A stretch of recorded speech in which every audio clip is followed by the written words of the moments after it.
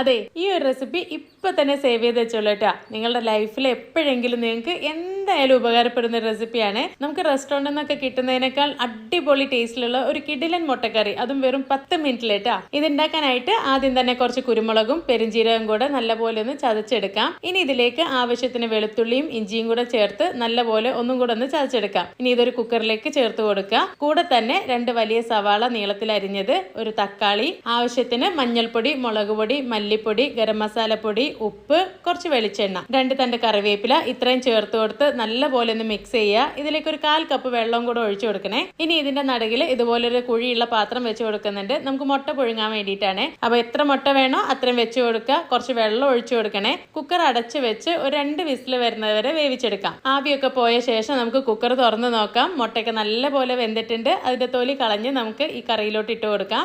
ഇനി ഒരു 2 മിനിറ്റ് കൂടെ തിളപ്പിച്ചെടുത്ത് കഴിഞ്ഞാൽ നല്ല